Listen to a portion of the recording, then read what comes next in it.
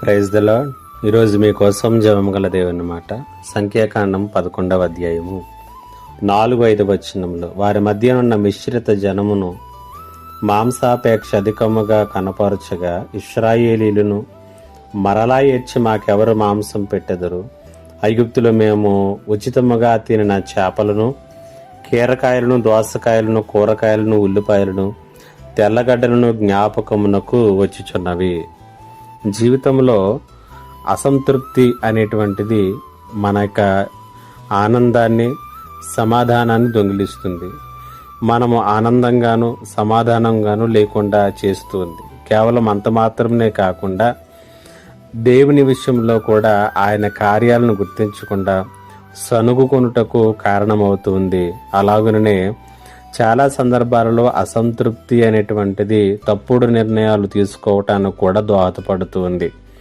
చాలా మార్లు దీని గురించి ఇంత లోతుగా ఆలోచించం, కానీ అసంతృప్తిగా మనం ఉన్నప్పుడు అవి తప్పుడు నిర్ణయాలకు దారితీస్తాయి.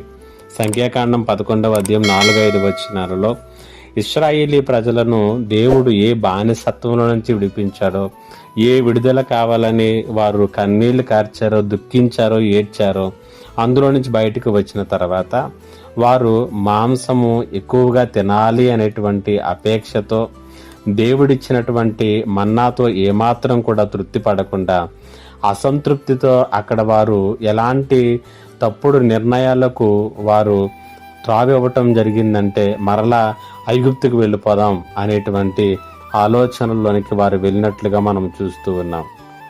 ఇశ్రాయేలీయులను దేవుడు అరణ్యంలో అద్భుతంగా పోషించాడు, ఆశ్చర్యకరంగా నడిపించారు.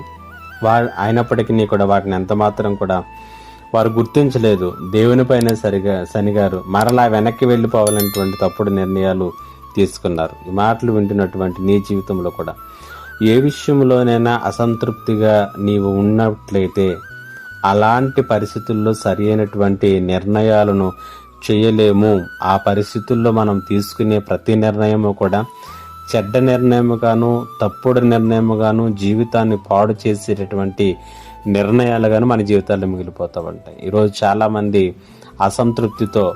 తృప్తితో జీవించాలి అనేటువంటి విధానంలో వారు తీసుకునేటటువంటి చాలా నిర్ణయాలు వారి జీవితాలనే పతనావస్థలోనికి నెడుతున్నాయి. అలాగే నీ జీవితం కాకున్నట్లుగా జాగ్రత్త పడు. పరిశుద్ధాత్మదేవుడు నిన్ను హెచ్చరిస్తూ ఉండగా తృప్తితో జీవించడం నేర్చుకో. అసంతృప్తిలో తప్పుడు నిర్ణయాలకు పాల్పడకు. పరిశుద్ధాత్మ దేవుడి మాటల చేత మిమ్మల్ని బలపరచునుగాక. ఆమేన్. మా దేవా నీకు వందనాలు. ఈ మాటల చేత ప్రతి ఒక్కరిని బలపరచుమని యేసు నామములో అడిగి వేడుకొనుచున్నాను తండ్రి. ఆమేన్.